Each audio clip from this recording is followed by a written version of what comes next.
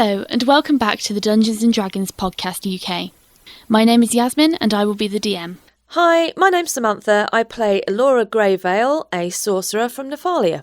Hello, I'm Colin Robinson and I play Cuin de Greymont, a paladin from Gavarnie. Hi, I'm Ryan and I play Ogvar, a ranger from Kessig.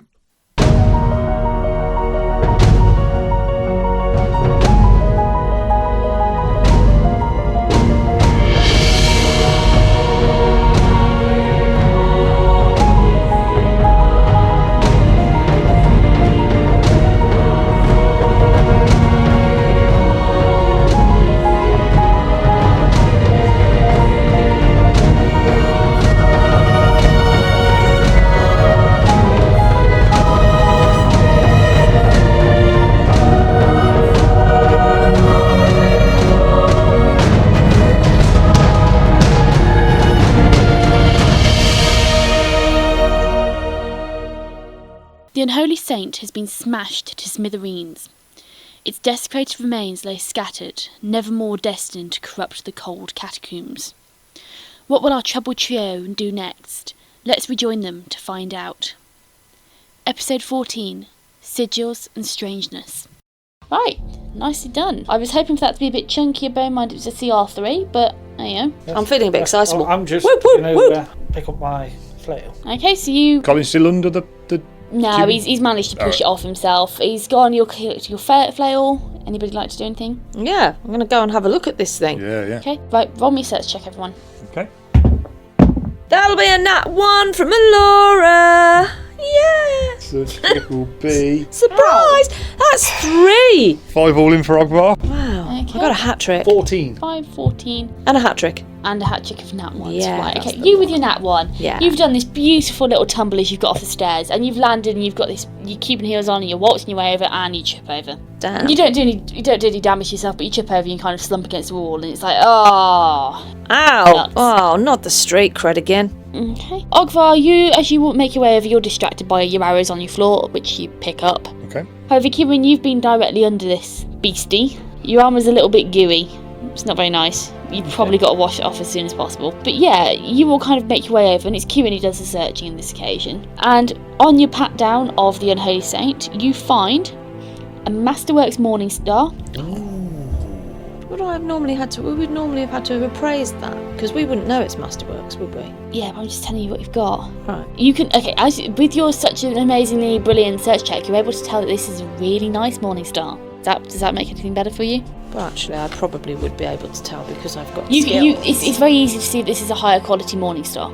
Okay. Yeah. You've got a Masterworks Battle Axe. I've got appraisal, ability to discern if an item is magical and what its basic properties are. Yep. There is a scroll.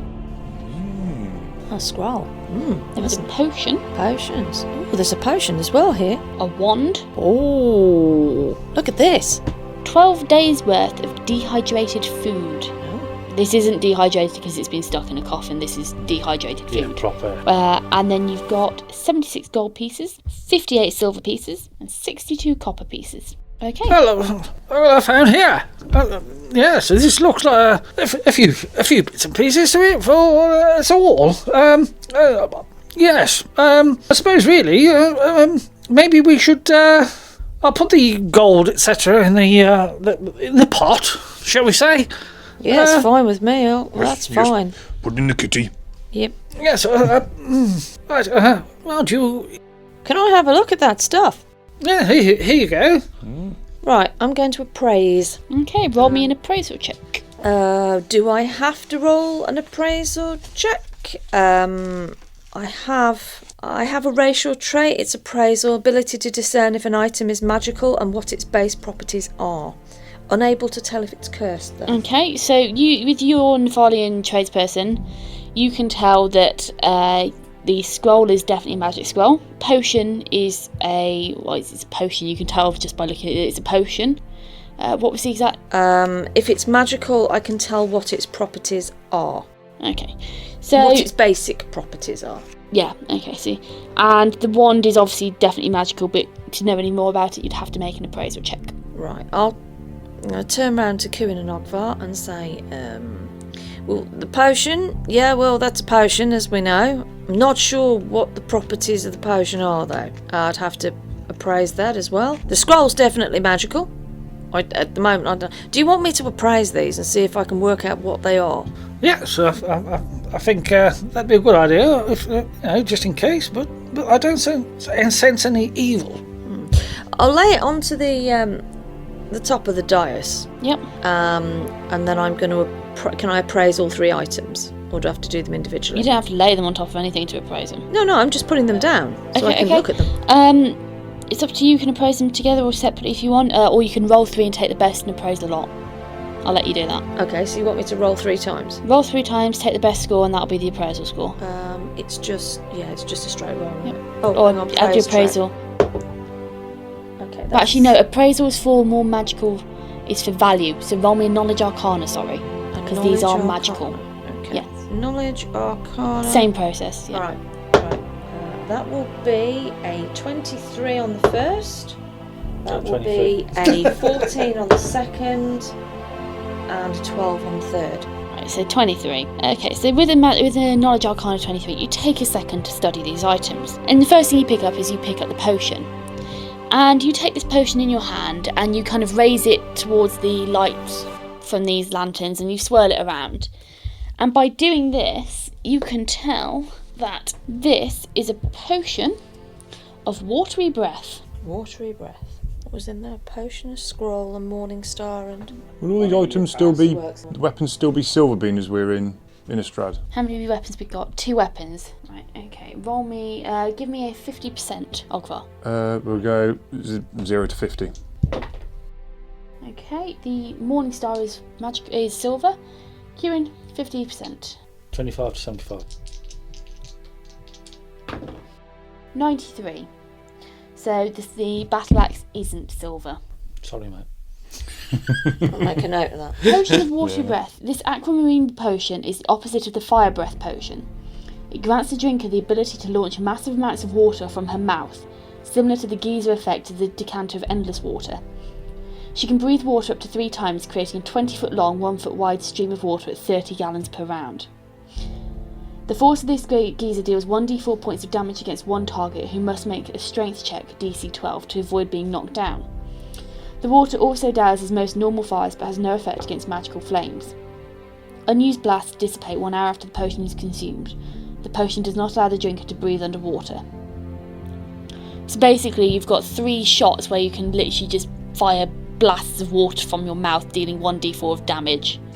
Okay, so that's the first thing you figure out from these potions, from your knowledge arcana.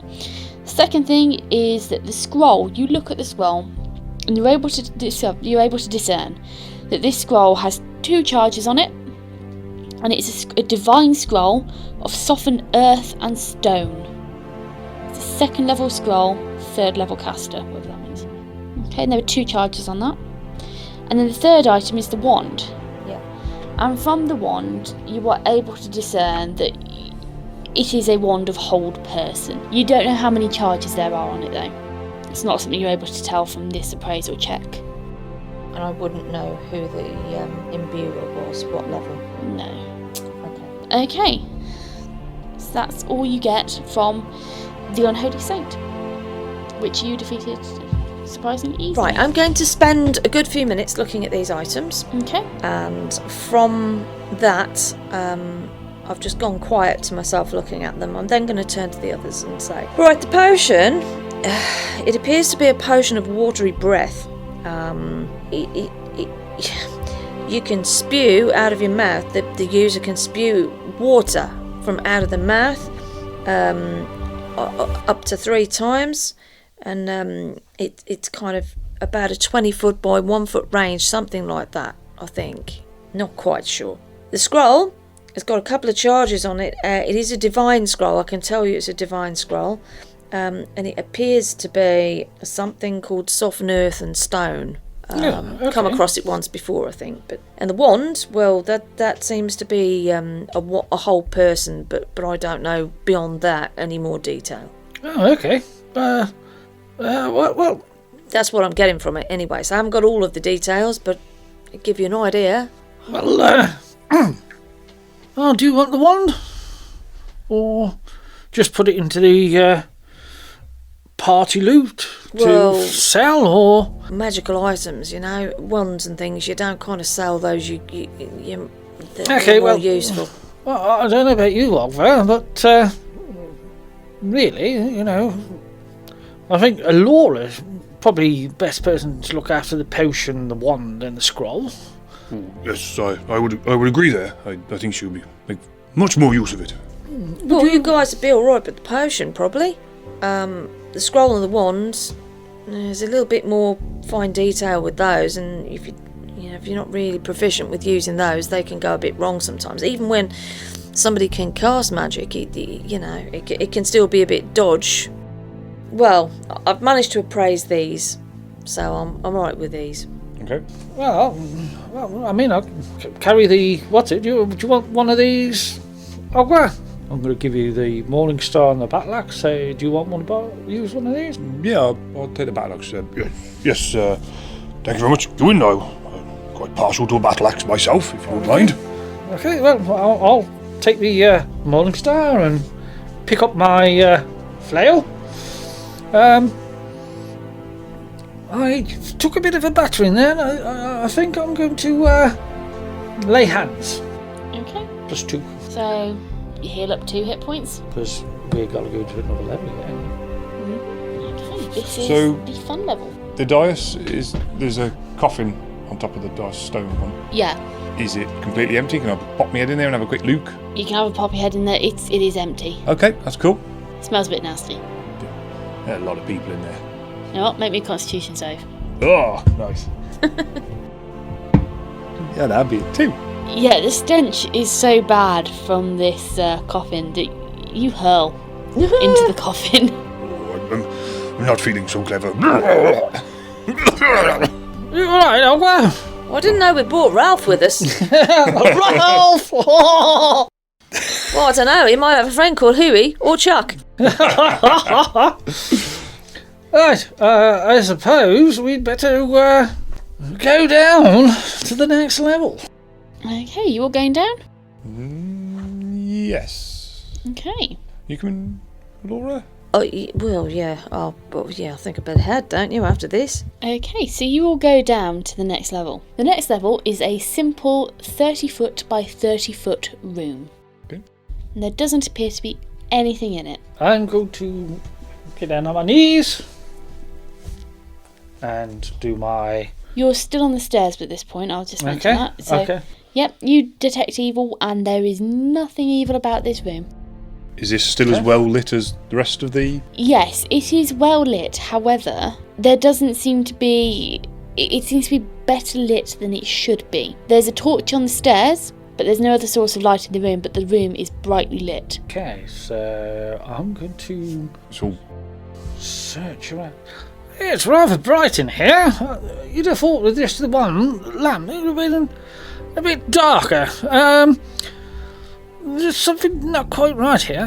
I'm going to go down and have a check. What do you reckon? Am I down on that level now? are we all on the stairs, are we? You're all on the stairs at this point. Is it an open staircase at the side again? Yeah. Can I detect magic? Yeah, you can detect magic. I have got it, haven't I? Uh, No! I can't no, detect you magic. can't. Okay. I'll retract that. Okay, you can't detect magic. There's no evil. There's no evil. This room is, apart from it seem to be oddly well lit, there doesn't seem to be anything off about this room at all. It's just a 30-foot by 30-foot room.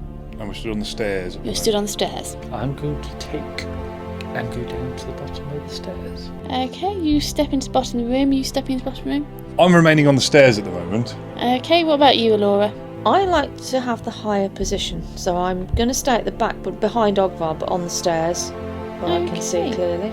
So, Cuin, you wander down into the room and just a room. I'm going to prep Light of Melunia. Okay, so you prep Light of Melunia. There's nothing in the room really. Do you want to roll me a spot check, Cuin? 8. 8. I mean, even with that absolutely abysmal spot check, you just see something in the corner which flickers, and it's by the stairs. So where the stairs come down, there's no kind of wall there, but where the stairs come down, in that corner where the stairs meet, and this is a spiral staircase.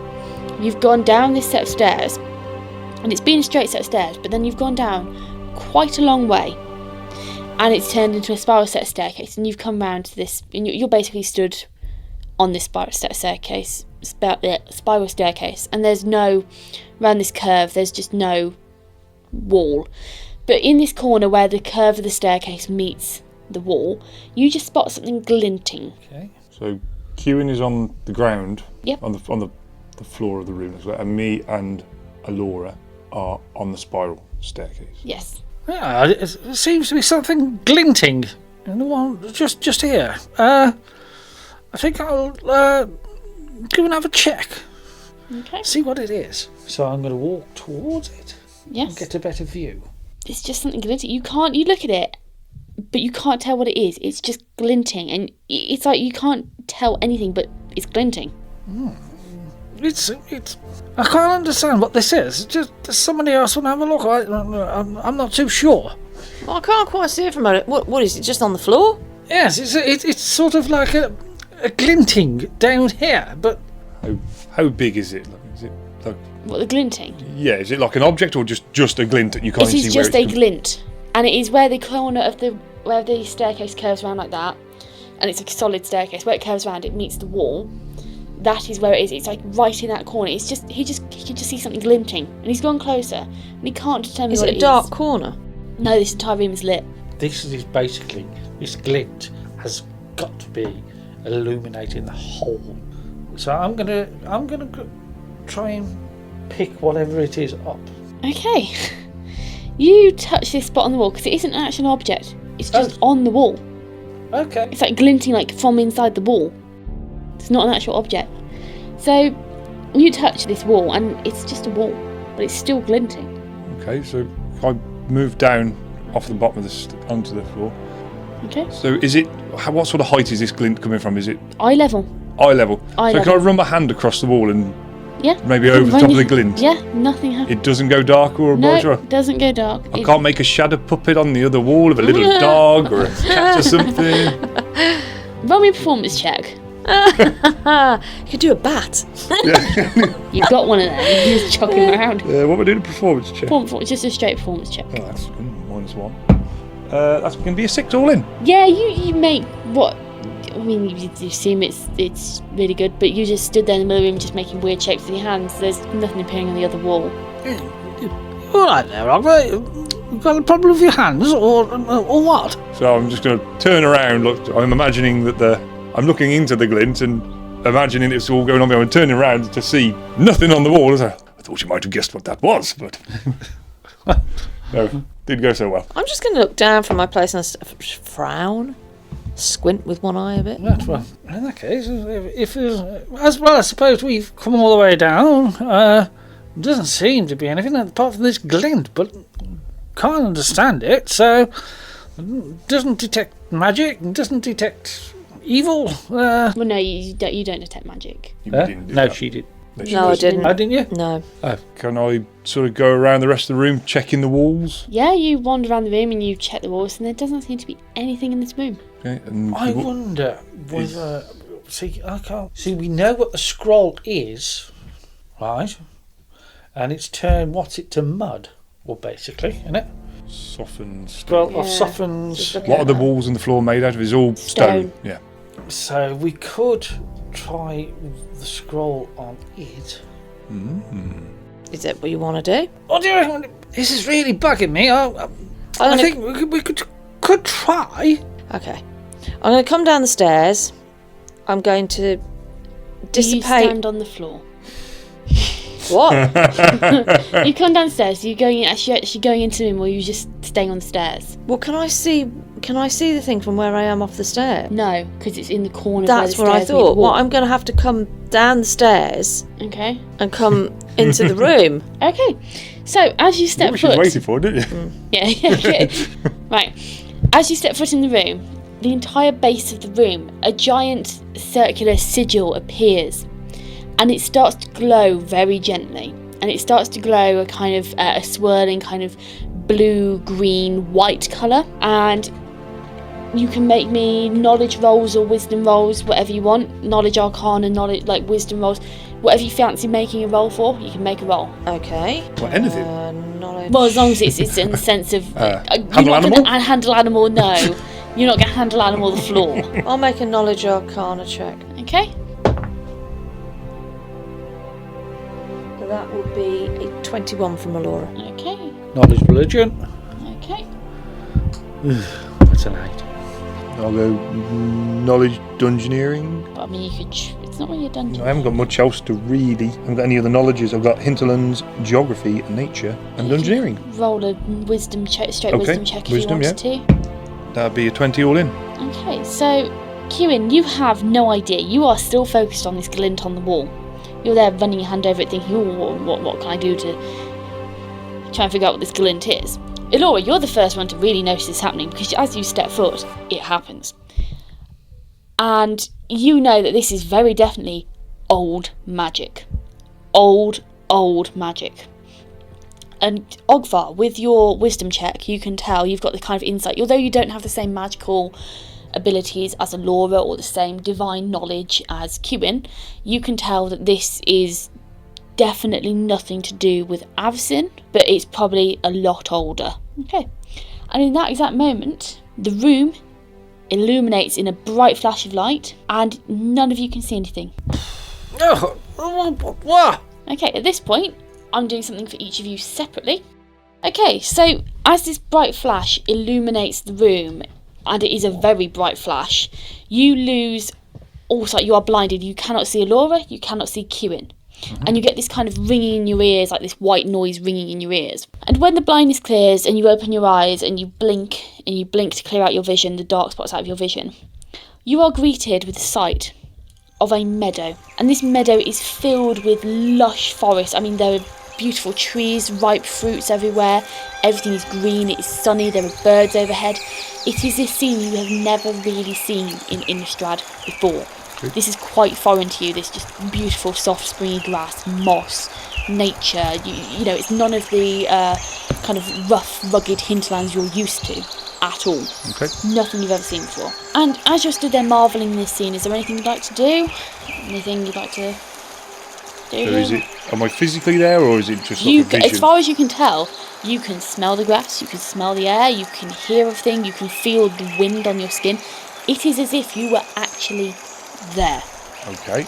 But your brain is saying, I was just in a stone room a minute ago. Yeah. So, very cautious not to move too far. I just want to put my hand down on the ground and try and feel the grass. And yeah. You kind of kneel down. You can feel this grass. You can feel it's lush grass. It's springy. It's soft. There's moss. It's loamy. It's nothing you've ever felt before, really. Okay. Hinterlands, you've got hard, everything's living and tough. You've got dry ground, you've got boggy ground. You haven't got this kind of emerald green, picturesque, bright blue, saturated hues. You've never seen that before. Okay, so I'm going to stand back up and just sort of look around, see what's about, and sort of just call out, sort of, hello? Anybody nearby? As you say that, you notice your voice has taken on this kind of echoey, watery quality. And things like the birds in the trees, which you'd expect to react to, shouting, don't react at all. It's almost like you're a separate entity while still in this world. Okay. And you've got this kind of watery, double kind of echoey. That's what your voice sounds like. It's odd. It's very odd. Okay. As you're stood there, kind of wondering what is going on, a young deer bounds into the meadow in front of you, and this is a big meadow. I mean, you've got the forest at your back and sides, but it opens up into this massive wet meadow, and it daintily nibbles at some grass, and then it stands up straight and it looks at you. And this is the first real hint you've got that something in this world has registered your presence. Its mouth opens and a voice is heard. You hear this voice, and it's like this disembodied voice. It's like nothing you've ever heard before. The voice is a multitude of things which you can put your finger on separately, but together you don't. It's just, you can't. You can hear in the voice the rushing of a stream. You can hear wind through the branches. You can hear cries of animals. You can hear all of these things inside this voice. But the voice itself is indescribable. It's made up of all things forest, you could say. And the voice says, "To reap the rewards of the woods, plucking the sweetest fruits and growing the thickest crop, You must retrieve the key. Okay, yeah, retrieve the key. So, does the deer just sort of keep looking at me? The deer drops its head back down to eat, and as it drops its head back down, you notice that around its neck, a thin chain with a silver key hangs. And that key wasn't there a minute ago. You know that for sure. Okay. Okay, what would you like to do? I'm going to sort of like walk very slowly, very quietly. Okay. The deer bolts. Okay. You knew that was coming. Yeah. Okay, so the deer bolts. You're going to chase it. I'm not going to chase haphazardly. I am going to proceed with caution. Okay. Following in the... Is it leaving any tracks? Is it any like in the meadow grass? Yeah, you which way can see where it's disturbing the grass, and it's very much an open flat plateau. You can I see where this deer is. Okay, I will continue to follow. Okay, so you chase after this deer, and I'm assuming you're moving at a fairly quick... Are you moving at a jog, a run? A jog, not flat out, but I'm... Okay. You play cat and mouse with this deer for what seems like an age. The deer will stop, you'll slow down, you'll get closer to it, and it will take off again. And this keeps on going on, and you keep on repeating this process. Do you keep on following this method, or are you going not for too long? Once I realise I'm not getting anywhere with it. Yep. So how far away is the deer from me? It doesn't ever stray really more than about 30 to 40 foot away from you. It doesn't double back, it doesn't loop out, it just keeps on running in a straight line. Always in the one direction. Always in the one direction. Okay. Handle animal check would not help me at this point. You can try. I will very calmly try and talk to him. Okay. Now steady there. I'm not here to hurt you. Just steady, girl. Steady. Okay. That will be 13 all in. Okay, with the 13 all in, the deer stays. And at this point you get very close to it. You're within about 10 foot of it. And it's startled. You can see that it's got its front legs straight out. It's kind of leaning backwards away from you. It's heads up. It's kind of snorting gently. It's not exactly comfortable with you being this close, but it's not running away. And at this point, you almost get the sense that the world ripples. And that's the best way I can describe it. The world ripples. The grass, the wind which has been gently blowing through the grass, all of a sudden you see this wave go over through this grass, and you see the way the grass turns in the sunlight and it glints, and you see this wave run through the grass. And the trees along each side, they blow suddenly, and the world shifts. It's like the world has kind of turned on itself.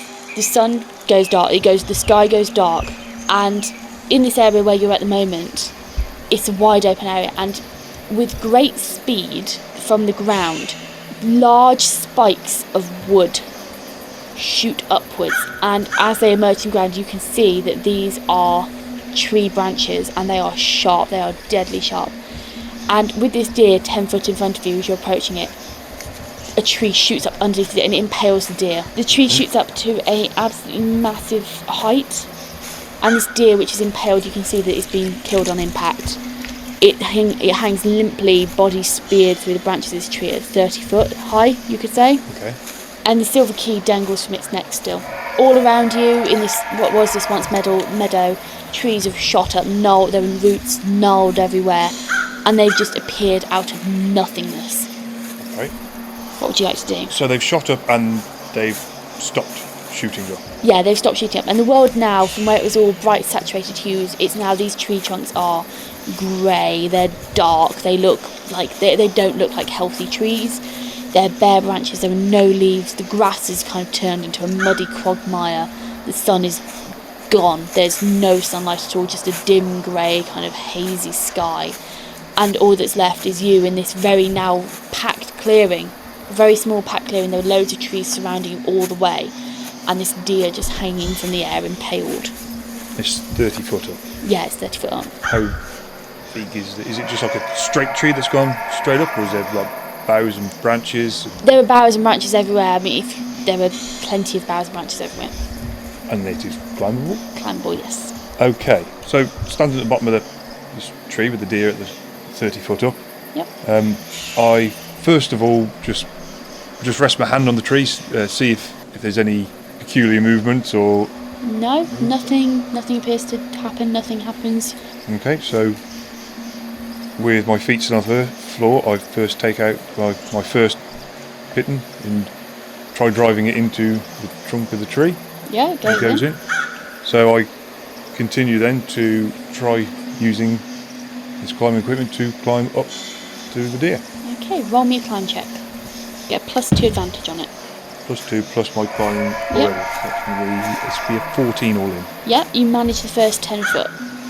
As you reach the 10 foot mark, this ripple once again goes throughout the landscape.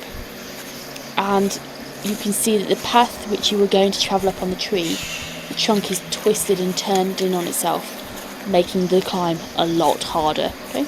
Okay. Harder or impossible? Harder. Not impossible, but it's just made it harder. Where you had like a straight route almost running straight up, you've now got twists and bits of gnarly branches in the way. Okay, yeah. Okay, so you're going to carry on going? Yes, I am Yep. going to try to climb. Okay, make another climb check. I mean 18. Is that with a +2? Yes. With a +2 and a +2 from my climb skill. Yep, you make it up that tree. You make it up to the 20 foot mark this time. And once again, this kind of wave goes throughout the landscape, and you can feel as you're holding on, you can feel the tree shake and shudder. Make me a strength check, please. A 9. Okay, is that including your strength No modifier? modifier on my strength. Okay, with a 9, you slip back down a couple of feet as you kind of like slide down the tree ever so slightly, but your pitons are still there, so you get back up to the Okay. point where you were before. And once again, you can see that the shape of this tree has changed, and it looks immensely difficult to climb up there now. Not impossible, but immensely difficult. I'm up this high now, I've got to... Yeah? Yeah, go on. Okay, go on, roll turn me back. another climb check. Yeah. It's me 10. Okay. With a 10, you go to drive your piton in, and you just bounce off. At this point, the wood has become too hard. Okay. You don't fall down, but you do return back to the 20 foot mark, and you can't climb any further with the piton. Okay. Obviously, if I'm getting this far with a piton, I can't free climb, or this will be even harder. You could possibly free climb. But it will be hard. It would be hard. So I'm 10 foot away from the deer now. Yes. And looking around, the world is still very barren and horrible. It's still this kind of turned state, and it's still, kind of grey, twisted, gnarled. Do I have enough rope to try and lasso up onto? You can give it a I try. can give it a try. Make me a use rope check. Okay. I'm going to say. Yep. That would be a 16 all in. Yeah, with a use rope check, you manage to get the rope you get it tossed one side, tossed over the branch. Yep. So you've got like 2 bits of rope hanging down now. You're still holding one end, but the other end is over the branch. The branch that the Deer deer is on, yeah. So will that make my climbing check? Will it make it easier to climb here on now? Because I've got something up at the level I'm going to. You've only got a hold of one side of the rope. Ah, right, okay. So I've got essentially a loop over the top, and I've got 2 ends. Yeah, but you've only got the one end in your hand. Okay, yeah. And it's just dangling over the branch. Yeah, you could try and make a grab for it if you wanted to. Yep. Yep, roll me a dexterity check then. That would be 16. Yeah, you can grab the other note. You've now got both ends of the rope in the one hand. You've kind of taken the hand which had the rope originally, you've tucked it in against you while you're grabbing onto the tree. Okay, yeah. And then you've just kind of reached out and you've managed to catch hold of this piece of rope. So you've now got both ends of the rope. You're still holding onto the tree though, so you've still now got a piece of rope over the branch. Yeah, can I now tie that into a loop so I give myself a foothold to pull myself up the last 10 foot? What you mean tied like a knot? So it's over that line now. Yeah. So I've got it over the branch, so there's one coming up and one coming back down. Yep. So I tie the two to make a large loop, so I can use that as a foothold now and climb the rope with my foot in the bottom of the loop. You with me? Yeah. Yeah, sure, make me another use rope check.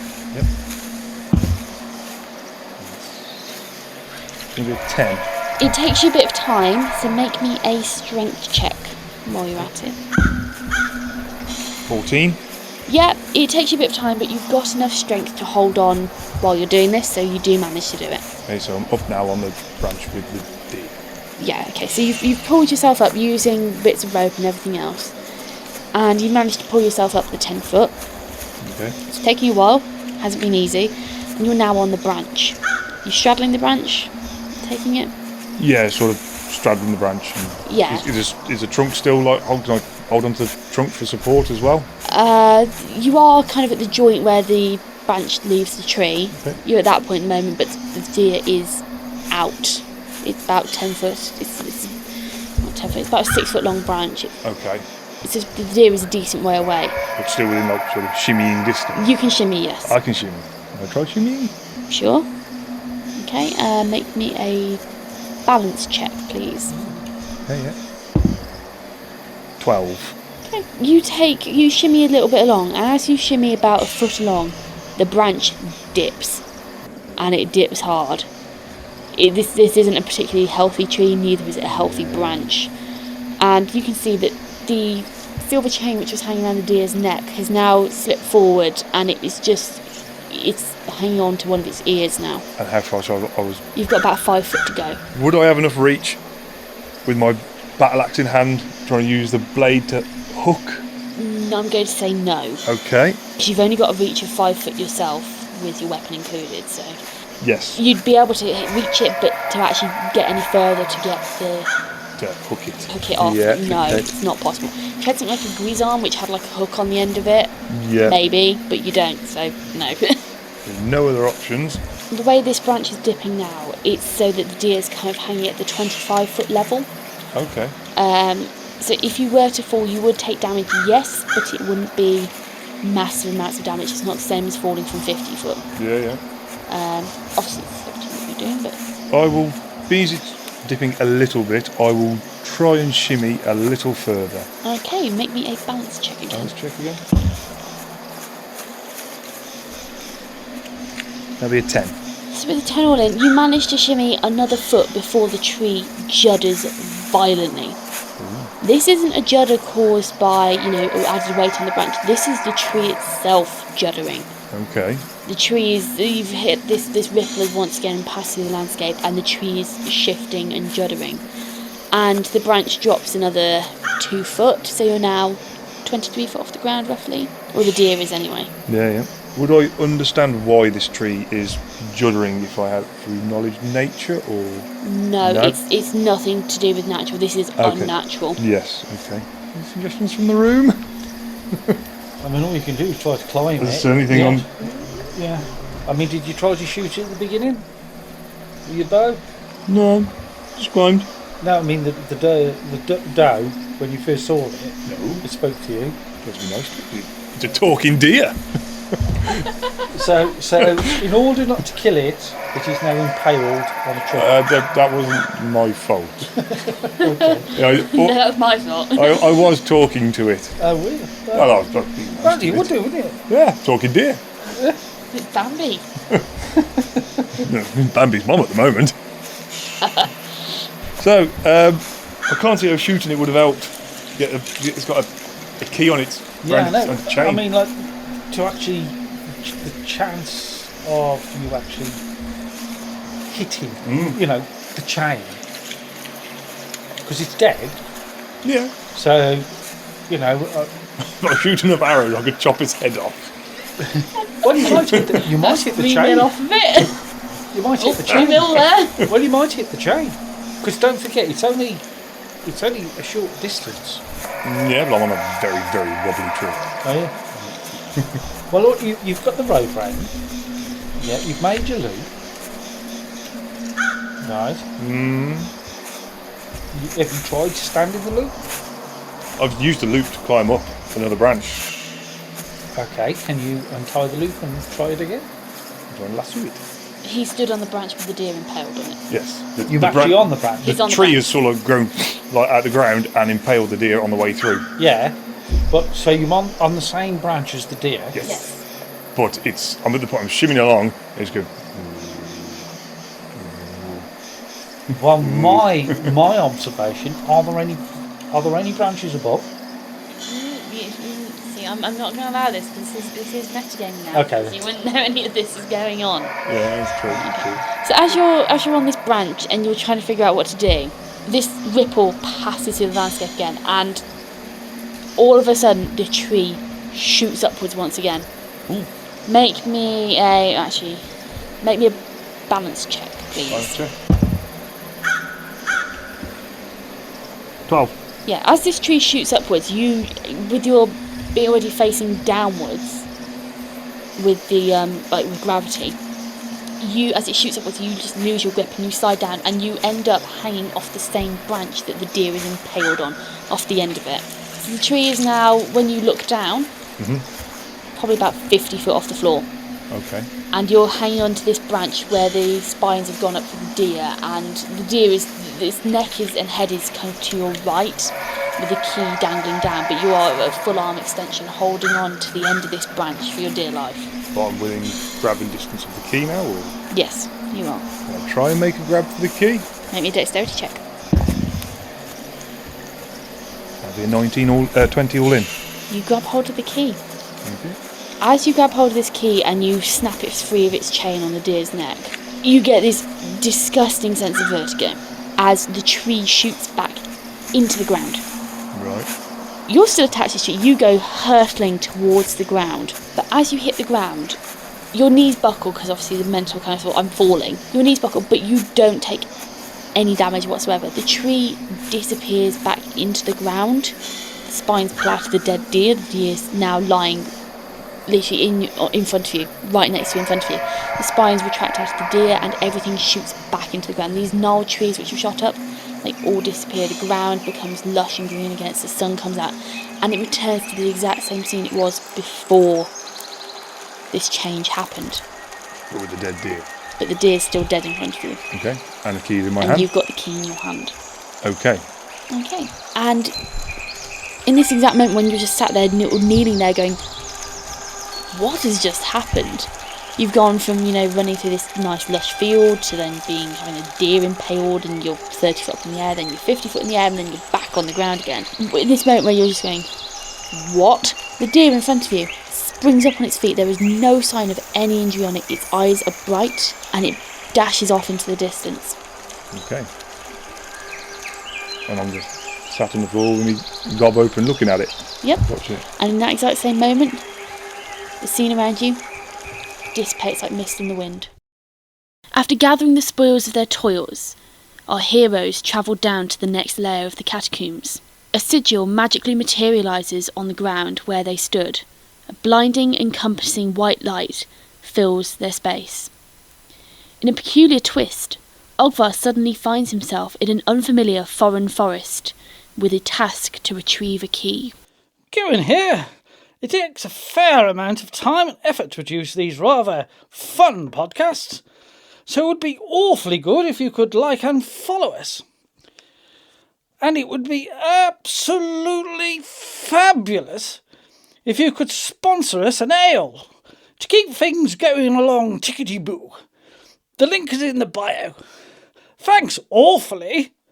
Have fun. Toodle pip. What? Thank you for listening to our podcast. Having you as a listener means everything to us.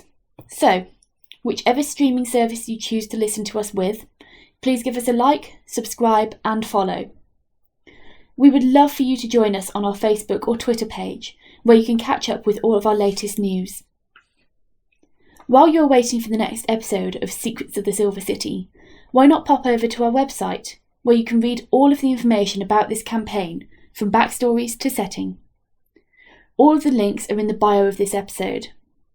Join us again next week for the next instalment. Thank you for listening.